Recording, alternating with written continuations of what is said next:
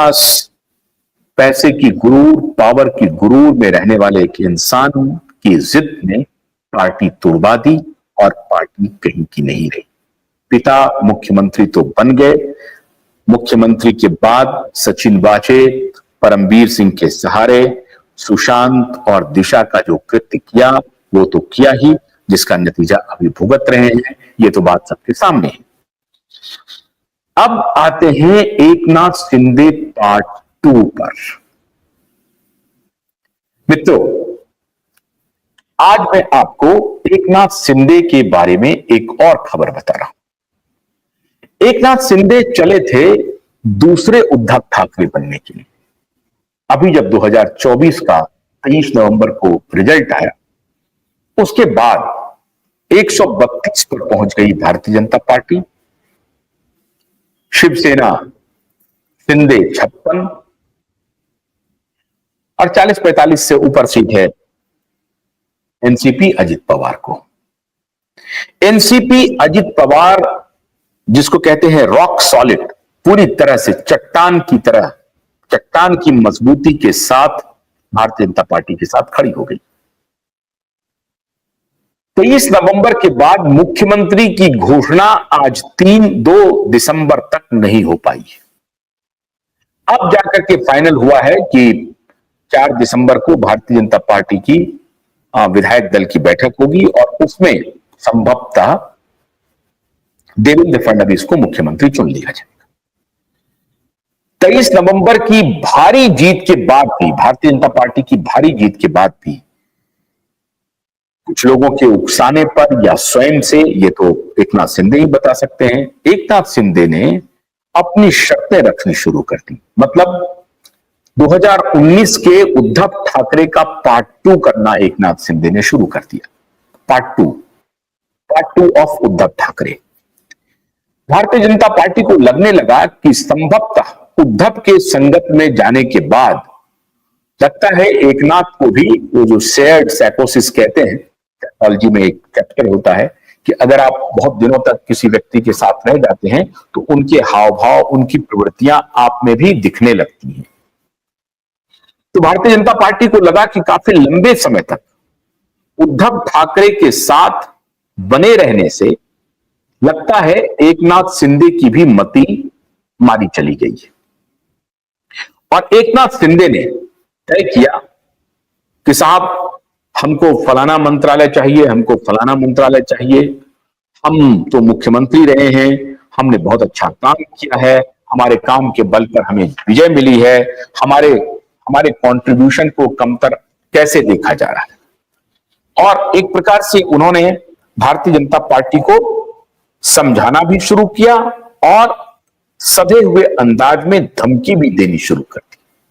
Bharatiya Janata party के लिए अब दूध और मछली दोनों के रिश्ते की तरह हो गया था। एकनाथ शिंदे को अगर नाराज करते हैं तो इधर जो महाविकास अघाड़ी है वो, जैसा वाजपेयी जी, मोदी जी कहते हैं, मुजरा सजा लेंगे, तो इधर मुजरा सजाने की तैयारी होने लगी कि एकनाथ शिंदे की अगर नाराजगी होती है तो हम लोग कहेंगे कि राष्ट्रपति शासन लागू करो, अल्पमत में है, अल्पमत में है। लेकिन वो भूल गए कि उधर अजित पवार किसी भी सूरत में अब कहीं जाने वाले नहीं। अजित पवार को लग गया है कि अगर बीजेपी का हमने दामन छोड़ा तो जनता तो हमें धोएगी ही। इधर कितनी जल्दी जेल के दरवाजे मेरे लिए खुल जाएंगे कहना मुश्किल है। तो अपने जेल के दरवाजे को बंद रखने के लिए अजित पवार साहब ने तय किया कि साहब, हमें कोई दूसरा रास्ता चुनना नहीं। अजित पवार ने कैसे न्यूट्रलाइज किया एकनाथ शिंदे को? एकनाथ शिंदे जिस प्रकार से नाराज होकर के अपने गांव चले गए, मीडिया में संकेत दे दिया कि एकनाथ शिंदे नाराज हैं। एक आध दो जगह उन्होंने कहा भी कि मैं बतौर मुख्यमंत्री, हमारे काम का आकलन होना चाहिए, हमने काम अच्छा किया है, उसके वजह से हम जीत के आए हैं। लाडली बहन योजना हमारा ब्रेन चाइल्ड है, हमने उसको आगे बढ़ाया है और उसकी वजह से काफी बड़ी सफलता हमें मिली है। इसलिए किसी को यह गलतफहमी नहीं होनी चाहिए कि भारतीय जनता पार्टी ने 132 सीट अपने आधार पर ले आया है, उसमें हमारा योगदान है और हमारे अच्छे काम का योगदान है।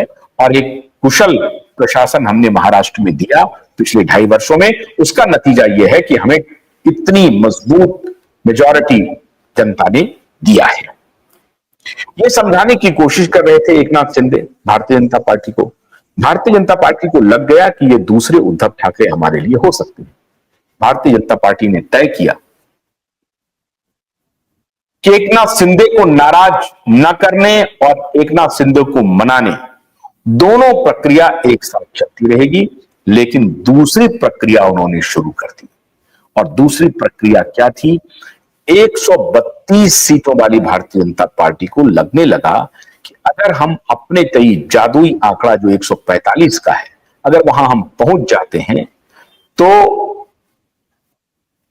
14 सीटों की जो कमी है, 15 सीटों की जो कमी है, इस 15 सीटों का अगर हमने कहीं से जुगाड़ कर लिया तो एकनाथ शिंदे की ब्लैकमेलिंग काम नहीं आएगी, और ना ही अजित पवार की ब्लैकमेलिंग काम आएगी।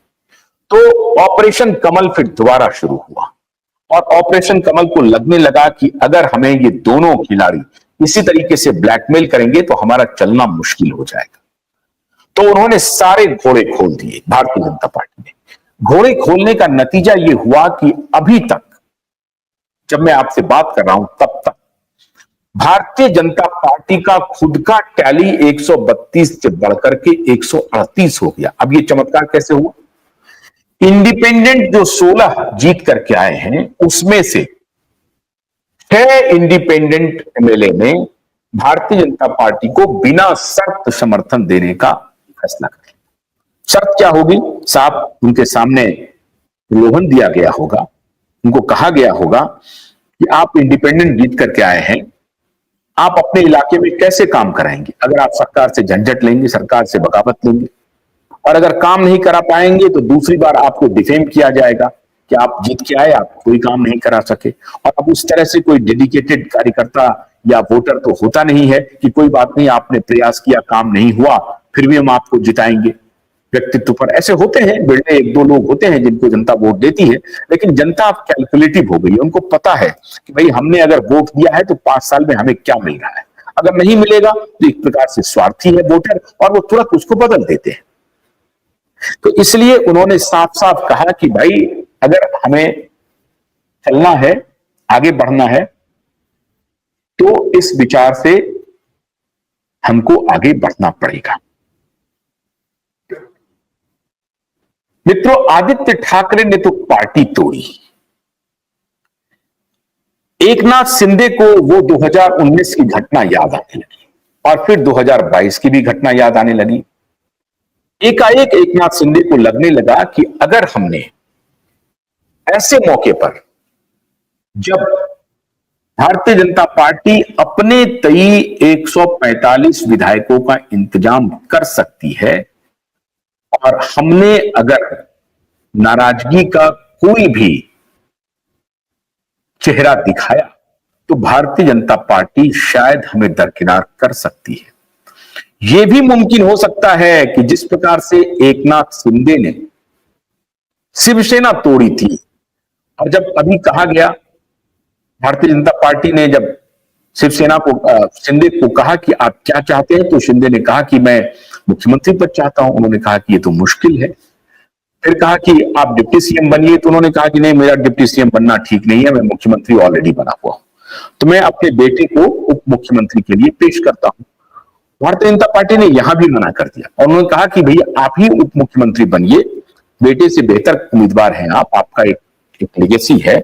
और ऐसे समझिए कि जब आप मुख्यमंत्री थे तो देवेंद्र फडणवीस जी गृह मंत्री थे, और आपके डिप्टी बनकर के काम किया, अब उनके डिप्टी बनकर के आप काम कीजिए, क्या आपत्ति है? दोनों मिलजुल करके, तीनों मिलजुल करके सरकार चलाइए।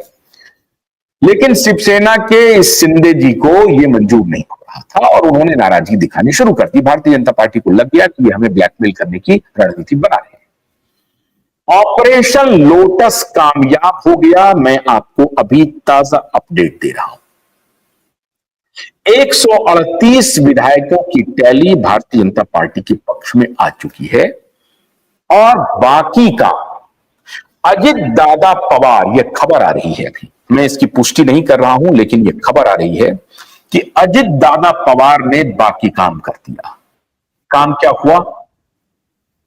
एनसीपी शरद पवार के 10 के 10 एमएलए मुमकिन है कि भाजपा को समर्थन दे दे। शरद पवार जी अकेले छूट जाएं। शरद पवार का यह आखिरी चुनाव था। शरद पवार की राजनीतिक पारी खत्म हो चुकी है। शरद पवार अब न 3 में है न 13 में है। उनके जो जीते हुए एमपी हैं उनकी भी एक प्रकार से उनकी राजनीतिक पारी पर प्रश्न चिन्ह लगा हुआ है, और जो एमएलए 10 जीत करके आए हैं उनकी राजनीतिक पारी पर प्रश्न चिन्ह लगा हुआ है। तो फैसला यह हो रहा है कि साहब जहां अजित है वहीं पर आप चले जाइए, क्योंकि उसे तो कोई अभी हरा नहीं सकता तत्काल, वो साथ में भी है। तो अजित पवार के साथ ना जाइए, क्योंकि आपने चाचा को धोखा देकर के भतीजे के साथ चले गए, तो चाचा को धोखा ना दीजिए, भारतीय जनता पार्टी के साथ चलिए। इस खबर की अभी कोई पुष्टि नहीं हुई है, लेकिन ऑपरेशन कमल अपना काम कर रही है और इसमें अजित दादा पवार की बहुत बड़ी भूमिका है। ये मैं इंटरनल रिपोर्ट आपको बता रहा हूं। अजित दादा पवार ने संभवतः अपना काम बहुत बखूबी इस बार किया है। पिछली बार जो नहीं कर सके, इस बार अजित दादा पवार वो काम बहुत बखूबी निभा रहे हैं। और 10 के 10 विधायक को भारतीय जनता पार्टी के खेमे में लाने की बात हो गई। यह सूचना जैसे ही एकनाथ शिंदे तक पहुंची, एकनाथ शिंदे ने बिना किसी शर्त के भारतीय जनता पार्टी के हाईकमान के सामने सरेंडर कर दिया, और उन्होंने आते ही कहा कि हमें कोई आपत्ति नहीं है, हम कोई शर्त नहीं, हम जैसे मिलकर के चल रहे थे वैसे मिलकर चलेंगे। जो आदरणीय प्रधानमंत्री नरेंद्र मोदी जी और भाई अमित शाह जी कहेंगे, उनके निर्देश को, उनके आदेश को सर माथे पर लेकर के हम आगे बढ़ेंगे, हमें कोई कंफ्यूजन नहीं। लेकिन यह तब हुआ जब ऑपरेशन कमल ने अपना कमाल कर दिया। पहले 138 और उसके बाद 145 का जादुई आंकड़ा भी अपने तई छूने की स्थिति में बीजेपी आ गई। ये चेक था, ये अजित पवार का एकनाथ शिंदे पर शह था, और इस दोनों के बीच में भारतीय जनता पार्टी बतौर रेफरी काम कर रही थी। भारतीय जनता पार्टी को लगा कि यही मौका है जब हम अजित पवार से सहयोग ले लें और एकनाथ शिंदे को औकात में रहने की एक प्रकार से दिशा निर्देश देते, धमकी नहीं दें, लेकिन एकनाथ शिंदे को कहें कि देखिए, अगर आप उद्धव ठाकरे की तरह कोई भी गड़बड़ी करने की कोशिश की तो हमें आपकी आवश्यकता नहीं है, आप चाहे तो जा सकते हैं। उधर महाविकास आघाड़ी की वो हैसियत हो गई है कि वो बाकी जो 20 एमएलए हैं उद्धव के और 16 एमएलए हैं कांग्रेस के, उनके बीच में भी सीरियस मंथन चल रहा है कि साहब अगला 5 साल तो हमारा भविष्य खत्म है, हम क्या करेंगे। तो हम अपने नेताओं के भरोसे बैठे नहीं रह सकते हैं, हमें कोई ना कोई रास्ता निकालना पड़ेगा। 16 विधायक कांग्रेस पार्टी के और 20 विधायक शिवसेना उद्धव के, ये 36 विधायकों के मन में लड्डू फूट रहे हैं। वो ये सोच रहे हैं कि ये दौर बहुत ही अच्छा है, अभी ये दोनों डिमोरलाइज है, हमारे दोनों आला कमान कांग्रेस के भी और उद्धव ठाकरे भी, यही मौका है कि इसी मौके पर लोहा गर्म है, चोट कर दिया जाए, और इस लोहे पर जो चोट होगी उससे हमारी बात बन जाएगी। बात कैसे बनेगी? हमको मलाई खाने का मौका मिल सकता है, कैबिनेट में हमें कुछ बर्थ मिल सकता है, कहीं किसी बॉडी का चेयरमैन बनाया जा सकता है, सरकार में हम शामिल हो जाएंगे तो हमारा रसूख बढ़ जाएगा, हम अपने लोगों की सेवा अधिक कर पाएंगे। आखिर राजनीति में कोई क्यों आता है? इसलिए तो आता है कि वो सरकार में शामिल होकर के या सरकार बना करके या सरकार के पास उनकी पहुंच ठीक हो, ताकि वो अपने जनता के लिए जो कुछ भी करना चाहती है वो सरकार उसमें अड़ंगा न लगाए, सरकार उन्हें मदद करे।